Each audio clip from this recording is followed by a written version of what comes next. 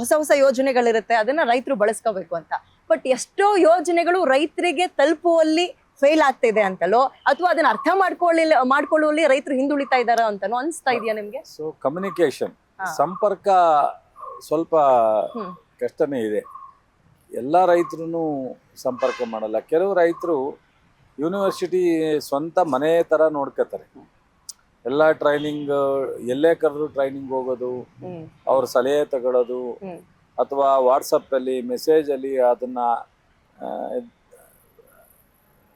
Detail ಇದು ಮಾಡ್ಕೊಳ್ಳೋದು. ಎಲ್ಲ ಬಹಳ ಬುದ್ಧಿವಂತರಿದ್ದಾರೆ ರೈತರು. ಸೊ ನಾವು ಅದನ್ನೆಲ್ಲ ನೋಡಿ ಇವತ್ತು ನೋಡಿ ರಾಷ್ಟ್ರದಲ್ಲಿ, ರಾಜ್ಯದಲ್ಲಿ ನಾವು ಪ್ರೊಡಕ್ಷನ್ ವರ್ಷ ನಾವು ಜಾಸ್ತಿನೇ ಆಗ್ತಾ ಬರ್ತಾ ಇದ್ದೀವಿ.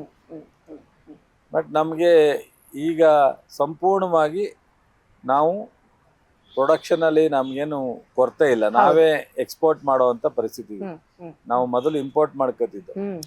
ಆಹಾರ ಕೊರತೆ ಇತ್ತು, ಇವತ್ತು ಆಹಾರದ ಕೊರತೆ ಇಲ್ಲ. ನಾವು ಬೆಳೆಯುವಂತ ರೈತರು ಸಂಪೂರ್ಣವಾಗಿ ನಮ್ಮ ನಾಡಿನ, ನಮ್ಮ ದೇಶದ ಜನರಿಗೆ ಬೇಕಾಗುವಷ್ಟು ಆಗಿ ನಾವು ಬೇರೆಯವ್ರಿಗೆ ಮಾರುವಂತ ಪರಿಸ್ಥಿತಿಲಿ ಇದ್ದೀವಿ. ನಿಜ ನಿಜ ನಿಜ ನಿಜ.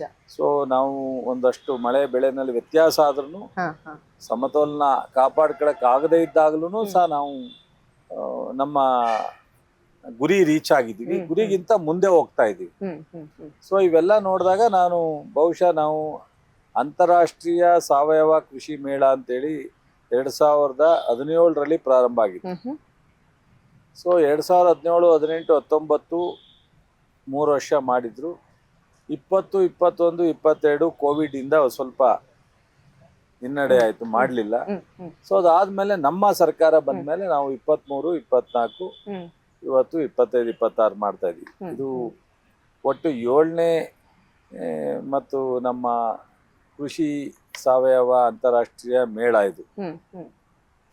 ಈ ಒಂದು ಇದನ್ನ ನಾವು ಕಳೆದ 6 ಮೇಳವನ್ನ ನಾವು ನೋಡಿದಾಗ ಈ ಮೇಳ ಒಂದ್ ಸ್ವಲ್ಪ ನಾವು ಜನರಿಗೆ ಏನೆಲ್ಲ ನಾವು ಅನುಕೂಲ ಮತ್ತು ರೀಚ್ ಮಾಡಕ್ ಸಾಧ್ಯ, ಅವ್ರಿಗೆ ಏನ್ ಅವಶ್ಯಕತೆ ಇದೆ, ಇವತ್ತು ಗ್ರೌಂಡ್ ಲೆವೆಲ್ ಅಲ್ಲಿ ಏನ್ ಸಮಸ್ಯೆ ಇದೆ, ಅದಕ್ಕೆ ನಾವು ಅವ್ರಿಗೆ ಏನಾದ್ರು ಪರ್ಯಾಯವಾಗಿ ಅವ್ರಿಗೆ ತಿಳುವಳಿಕೆ ಕೊಡಬೇಕು. ಈ ಮೇಳದ ಬಗ್ಗೆ ನಾನೇ ಪ್ರಶ್ನೆ ಕೇಳೋಣ ಅಂತಿದ್ದೆ, ನೀವೇ ಬಂದ್ಬಿಟ್ರಿ ಸರ್ ಟ್ರ್ಯಾಕಿಗೆ. ಸರ್, ಈ ಮೇಳದಲ್ಲಿ ಯಾರ್ಯಾರು ಭಾಗವಹಿಸ್ಬೋದು, ಯಾಕೆ ಭಾಗವಹಿಸ್ಬೇಕು, ನಾನು ಭಾಗವಹಿಸಿದ್ರೆ ನನ್ಗೆ ಅದರಿಂದ ಸಿಗೋ ಪ್ರಯೋಜನ ಏನು? ಈಗ ಈ ಕೃಷಿ ಮೇಳನೇ ಈ ನಮ್ಮ ಉದ್ದೇಶ ಈ ಹೊಲದಿಂದ ಉದ್ಯಮಿ ಅನ್ನೋ ಥರ. ಈ ಹೊಲದಿಂದ ಉದ್ಯಮಿ ಅನ್ನೋ ಜೊತೆಗೆ ಉತ್ಪಾದನೇತರ ಮೇಳ ಅನ್ನೋ ಒಂದು ಕಾನ್ಸೆಪ್ಟ್ ಅನ್ನ ನಾವು ಇಟ್ಕೊಂಡಿದ್ದೀವಿ. ಸೊ ಈ ಸಾರಿ ನಮ್ಮ ಮುಖ್ಯಮಂತ್ರಿಯವರು ಉದ್ಘಾಟನೆ ಮಾಡ್ತಾರೆ, ಉಪಮುಖ್ಯಮಂತ್ರಿಯವರು ಉಪಸ್ಥಿತರಿರ್ತಾರೆ, ಕೇಂದ್ರದ ಮಂತ್ರಿಗಳು ಬರೋ ಉದ್ದೇಶ ಇದೆ. 6, 7, 8 ತ್ರಿಪುರ ವಾಸಿನಿ ಅರಮನೆ ಮೈದಾನದಲ್ಲಿ ಮಾಡ್ತಾ ಇದ್ದೀವಿ. ಇದಕ್ಕೆ ಪೂರ್ವಭಾವಿಯಾಗಿ ಇಡೀ ರಾಜ್ಯದಲ್ಲಿ ಎಲ್ಲಾ ಜಿಲ್ಲೆನಲ್ಲೂ ನಾವು ಕೃಷಿ ಮೇಳವನ್ನ ಜಿಲ್ಲಾ ಮಟ್ಟದಲ್ಲಿ ಮಾಡಿ ಎಲ್ಲ ರೈತರನ್ನ ಆಹ್ವಾನಿಸಿದ್ದೀವಿ. ಜೊತೆಗೆ ಅಲ್ಲಿ ಕೃಷಿ ಪ್ರಶಸ್ತಿ ಮತ್ತು ಕೃಷಿ ಪಂಡಿತ್ ಪ್ರಶಸ್ತಿ ಅಂತ ಹೇಳಿ ನಾವು 100 ಬಹುಶಃ 22 ಜನಕ್ಕೆ ನಾವು ಕೃಷಿ ಪಂಡಿತ್ ಮತ್ತು ಕೃಷಿ ಪ್ರಶಸ್ತಿಯನ್ನು ನಾವು ಕೊಡ್ತಾ ಇದ್ದೀವಿ. ಸೊ ಇದೆಲ್ಲ ಜೊತೆಗೆ ಉತ್ಪಾದನೇತರ ಅನ್ನೋ ಒಂದು ಕಾನ್ಸೆಪ್ಟ್ ಇಟ್ಕೊಂಡು ಸೊ ಈ ಒಂದು ಇದರ ಒಂದು ಫಂಕ್ಷನಲ್ಲಿ ಮಾಡಿದ್ದೀವಿ. ಯಾವುದು ಕ್ರಿಸ್ತು ಜಯಂತಿ ಅಂತೇಳಿ ಒಂದು ಕಾಲೇಜ್ ಇದೆ, ಅಲ್ಲಿ ಪ್ರೀ ಇವೆಂಟ್ ಮಾಡಿದ್ದೀವಿ. ಅಲ್ಲಿ ಮಕ್ಕಳೆಲ್ಲ ಇನ್ವಾಲ್ವ್ ಆಗಿದ್ದಾರೆ. ತುಂಬಾ ಖುಷಿ ಆಯಿತು, ನಾನು ಅಲ್ಲಿ ಹೋಗಿದ್ದೆ.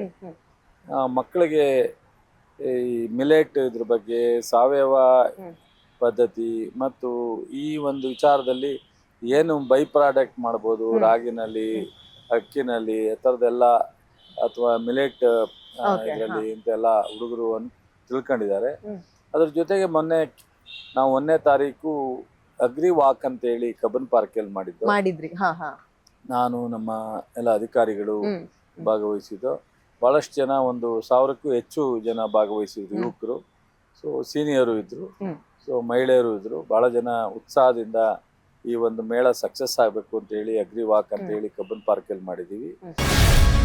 ಗ್ಯಾರಂಟಿ ನ್ಯೂಸ್, ಸುದ್ದಿ ಖಚಿತ, ನ್ಯಾಯ ನಿಶ್ಚಿತ.